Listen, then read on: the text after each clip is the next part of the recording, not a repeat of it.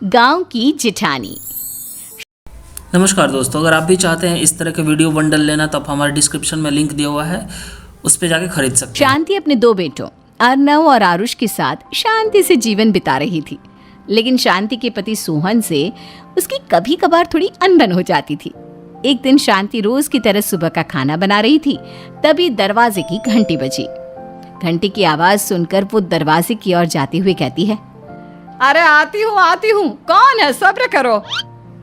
शांति दरवाजा खोलती है तो देखती है कि उसके जेठ मोहनदास सामने खड़े होते हैं। वो सक पकाकर अपना घूंघट करती है और पैर छूकर कहती है, आइए आइए जेठ जी। कैसी हो शांति? जी मैं तो बिल्कुल ठीक हूँ, सब आपकी मेहरबानी है भाई साहब। शांति और मोहनदास की बातें सुनकर शांति का पति सोहन और उसके दोनों बेटे बाहर आ जाते हैं। अरे भैया राम राम, कैसे हो आप? राम राम भाई। अरे शांति, ऐसे खड़ी खड़ी क्या देख रही हो? चाय कॉफी कुछ लेकर आओ, भैया आए हैं। शांति तेजी से रसोई की ओर आगे बढ़ती हुए कहती है, अरे मेरी माँ, गेट खोलने के चक्कर में मेरे तो चावल ही जल गए। वो दौड़ी दौड़ी रसोई में जाती है और देखती है कि सारे चावल जल गए हैं। वो दोबारा चावल बनाने में लग जाती है। इतने में सोहन आवाज लगाता है, अरे शांति, तुम्हारे चावल का रोना खत्म हो गया हो तो चाय ले आओ। जी लाती हूँ अभी। शांति जल्दी जल्दी चाय बनाती है और मोहनदास को चाय देती है। सब एक दूसरे की खैर खबर पूछते हुए चाय पीते हैं। चाय खत्म होती ही मोहनदास शांति की ओर देखते हुए मजाक में कहते हैं, शांति, अब तुम्हारी चाय में दम नहीं रहा, अब हमें चाय बनाने वाली बदलनी पड़ेगी। ये कैसे मुमकिन होगा जेठ जी, घर और बाहर का सारा काम मुझे ही करना पड़ता है और कभी कभी जल्दी जल्दी के चक्कर में काम बिगड़ जाते हैं, जैसे आज चावल जल गए। अरे इसी का तो हल लेकर आया हूँ। मैंने रिश्ता देखा है अर्नव और आरुष के लिए। दोनों लड़कियाँ बहुत सुंदर और सुशील हैं। अगर आप दोनों इजाज़त दें तो बात करूँ आगे। सोहन और शांति रिश्ते की बात सुनकर कहते हैं, अब ठीक है, बात चलाइए ना भैया, पर पहले लड़की के बारे में कुछ बताइए तो सही। हाँ हाँ भाई साहब, लड़की कैसी है, परिवार कैसा है, कहाँ के रहने वाले हैं? देखो, परिवार तो बहुत अच्छा है, पर वे दोनों लोग बहुत गरीब हैं। दहेज में कुछ मिलेगा नहीं। अरे हमें दहेज में कुछ चाहिए भी नहीं, बस लड़की संस्कारी होनी चाहिए। एक लड़की तो पढ़ी लिखी है और शहर की रहने वाली है, पर दूसरी अपनी गरीबी की वजह से पढ़ न सकी और गांव में रहती है, लेकिन दोनों है बहुत खूबसूरत। अगर तुम सबको देखते ही पसंद ना आ जाए तो मेरा नाम बदल देना। हाँ, पर तो हम आंखें मूंद कर भरोसा कर सकते हैं भैया। आप आगे बात चलाइए, हम शादी करने को तैयार हैं। कुछ ही दिन में अर्नव और आरुष की शादी हो जाती है। आरुष की शादी अनपढ़ लड़की मंजरी से हो जाती है, जो कि बहुत भोली भी होती है, और अर्नव की शादी पढ़ी लिखी लड़की तनुजा से हो जाती है, जो कि घमंडी और चालू होती है। एक दिन मंजरी घर के काम कर रही थी कि अचानक शांति उसे आवाज लगाती है, बड़ी बहू, ओ बड़ी बहू, मंजरी जल्दी यहाँ आओ। मंजरी जल्दी जल्दी शांति के पास जाती है। बेटा मेरे पैर दबा दे, बहुत दर्द हो रहा है। जी माँ जी, बस बर्तन धोकर आती हूँ।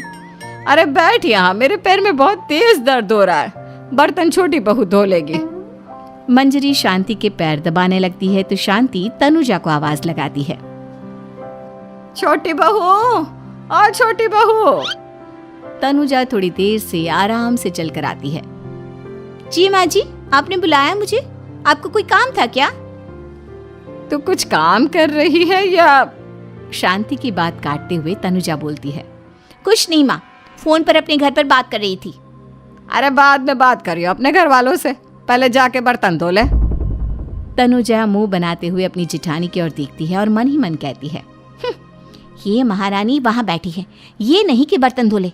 मैंने इतनी पढ़ाई बर्तन धोने के लिए की थी क्या? तनुजा दांत पीसकर वहां से चली जाती है। अगले दिन सब दफ्तर चले जाते हैं, तभी डाकिया चिट्ठी लाता है। शांति चिट्ठी लेकर मंजरी से कहती है, बड़ी बहू, जरा छोटी बहू को बुलाना, एक चिट्ठी आई है। मेरी तो आंखें कमजोर है तो मुझसे पढ़ा नहीं जाएगा। मंजरी तनुजा के पास जाकर कहती है, तनुजा, तुम्हें माँ जी बुला रही हैं। मुझ पर हुक्म मत चलाओ, काम बताओ काम। अरे मैंने तुम पर कहाँ हुक्म चलाया, और हुक्म चला भी दूंगी तो क्या हुआ, तुम तो मेरी छोटी बहन की तरह हो ना। तुम जैसी अनपढ़, जाहिल और गांव की गवार मेरी बहन नहीं हो सकती। बेचारी मंजरी तनुजा की बात सुनकर अपना सा मुंह लेकर रह गई। कोई चिट्ठी आई है, माँ जी तुमसे पढ़वाना चाहती है, बस इसलिए बुला रही हैं। मुंह टेढ़ा करके तनुजा मंजरी का मजाक बनाती हुए कहती है, अनपढ़ कहीं की। तनुजा का ऐसा बर्ताव देखकर बड़ी बहू बहुत दुखी होती है। तनुजा को अपनी पढ़ाई का घमंड इतना हो गया कि अब वो घर के कोई काम नहीं करती और अपनी जेठानी का मजाक बनाती रहती। तनुजा का ये बर्ताव अब उसकी सास को भी नजर आने लगा था। एक दिन शांति ने अपनी बड़ी बहू से कहा, मंजरी, तनुजा हर समय तुम्हारा मजाक उड़ाती है, तुम्हें गुस्सा नहीं आता क्या? आता तो है माँ जी, लेकिन मैं क्या करूं? जब भी उसे कुछ बोलती हूँ वो और भी जली कटी बातें मुझे सुनाकर चली जाती है। मैं उसे अपनी छोटी बहन की तरह प्यार करती हूँ, लेकिन उसके दिल में मेरे लिए कोई इज्जत नहीं। बहू, तूने वो कहावत सुनी है, जुल्म करने वाले से ज्यादा जुल्म सहने वाला अपराधी होता है। मंजरी अपनी सास का इशारा समझ जाती है। वो अपनी देवरानी को सबक सिखाने की ठान लेती है और एक दिन शांति अपनी दोनों बहुओं के साथ बैठी थी तो शांति अपनी बड़ी बहू से पूछती है, अरे बहू, शाम होने को है, कुछ सोचा है क्या बनेगा खाने में? माँ जी, मेरे तो सर में बहुत दर्द है आज। मेरी प्यारी देवरानी ही कुछ अंग्रेजी खाना बनाकर खिलाएगी।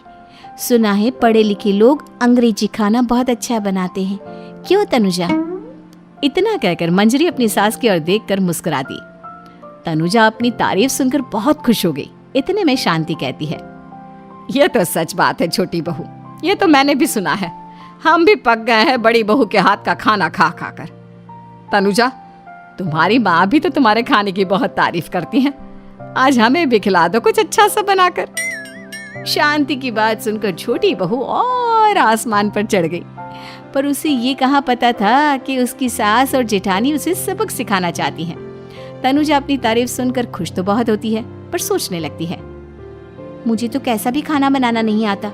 अब मैं क्या करूंगी? अगर मैंने इनको सच बता दिया तो मेरी सारी इज्जत मिट्टी में मिल जाएगी। अरे छोटी बहू, क्या सोच रही हो? खिलाओगी ना अपने हाथ का अंग्रेजी खाना? छोटी बहू हाँ में सर हिला देती है। अचानक से उसके दिमाग में एक आइडिया आता है। मैं इंटरनेट से देखकर कुछ बना लेती हूँ, मेरी वाहवाही पूरे घर में हो जाएगी। मुझे कौन सा रोज रोज बनाना है। माँ जी, आज आप सबको ऐसा खाना खिलाऊंगी, ऐसा खाना खिलाऊंगी कि। इतने में शांति छोटी बहू की टांग खींचते हुए कहती है कि पता नहीं कैसा खाना खिलाओगी। ए ऊपर वाले, हमारी रक्षा करना। इतना बोलकर शांति और मंजरी दोनों जोर जोर से हंसने लगते हैं। अब तनुजा रसोई घर में चली जाती है और खाने की तैयारी करने लगती है, पर उसे रसोई घर की चीज़ों के बारे में तो कुछ नहीं पता। जैसे तैसे सारी चीज़ें निकालती है और इंटरनेट पर देखकर खाना बनाती है। कुछ ही देर में सब लोग घर आ जाते हैं। अरे सुनते हो, आज का खाना हमारी छोटी बहू बना रही है। अरे वाह, आज तो फिर कुछ अंग्रेजी खाना खाने को मिलेगा। कुछ ही देर में खाना बन जाता है तो छोटी बहू सबका खाना लगा देती है। इतने में बड़ी बहू कहती है, क्या बात है देवरानी जी, आज तो बहुत अच्छी खुशबू आ रही है। ये बात तो सही कही बड़ी बहू तूने, खुशबू तो अच्छी है। ऐसी खुशबू तो मेरे खाने में भी नहीं आती। सब मिलकर छोटी बहू की बहुत तारीफ करते हैं और छोटी बहू 7वें आसमान पर बैठ जाती है। अब सभी खाना खाते हैं। जल्दी जल्दी दो, अब तो मुंह में पानी आ रहा है। हाँ हाँ, मुझसे भी नहीं रुका जा रहा। जैसे ही सोहन एक निवाला खाता है तो उसकी आंखों से पानी आने लगता है। ये देखकर शांति सोहन से पूछती है, क्या हुआ जी, खाना इतना अच्छा बना है कि आंखों से पानी आ गया? सोहन चुप रहता है और धीरे धीरे से खाना शुरू कर देता है। इतने में सोहन छोटी बहू से कहता है, बेटी तुम भी तो खाओ, तुम क्यों रुकी हो? खाना सच में बहुत अच्छा है। ये कहकर सोहन जोर से हंस देता है। फिर सब खाना खाने लगते हैं, लेकिन खाने में नमक और मिर्च तेज हो गई थी। तनुजा से कोई कुछ नहीं बोलता, बल्कि उसे भी खाने को कहते हैं। जैसे ही छोटी बहू खाना खाती है वो पानी पानी कहकर चिल्लाती है, पानी, इसमें तो पानी। ये खाना तो सच में इतना अच्छा बना है कि हमारे साथ साथ देवरानी जी भी इसके स्वाद को कभी नहीं भूल पाएंगी। सही कहा बहू। तनुजा को अपनी गलती का एहसास हुआ और उसने अपनी सास से कहा, माँ जी, ये मेरी गलती नहीं है, इंटरनेट पर दिखाया था कि 4 चम्मच नमक और मिर्च डालने हैं। अब मंजरी को भी मौका मिल गया और उसने तनुजा पर तंज कसा। नाच न जाने आंगन टेढ़ा, हर जगह अपनी पढ़ाई दिखाती हो, दूसरों का मजाक उड़ाती हो। अब पता चला ना, हर चीज़ में पढ़ाई काम नहीं आती। और तुम तो शहर में रही हो, तुम्हें तो मुझसे भी अच्छा खाना बनाना आना चाहिए ना। बेटा, अगर तूने ठीक से सब सीखा होता तो आज तुझे शर्मिंदा नहीं होना पड़ता। बात शहर या गांव की नहीं होती। मंजरी गांव से आई है, लेकिन उसे घर का काम करना और खाना बनाना सब अच्छी तरह से आता है। तुम शहर में रही हो, तुमने ये सब क्यों नहीं सीखा? छोटी बहू सर नीचा कर सबसे माफ़ी मांगती है और बहुत शर्मिंदा होती है। दीदी मुझे माफ़ कर दो, मैंने आपको बहुत बुरा भला कहा, पर आपने मुझे हमेशा ही माफ़ किया। आज मुझे अपनी गलती का एहसास हो गया है। अब दोनों बहुएं मिलकर घर का काम करने लगी और एक दूसरे को अपने गुण बांटने लगी। मंजरी ने अपनी देवरानी को खाना बनाना और घर का काम करना सिखाया, वहीं तनुजा ने भी अपनी जिठानी को पढ़ना लिखना सिखाया। शांति और सोहन ऐसी बहुएं पाकर बहुत खुश थे।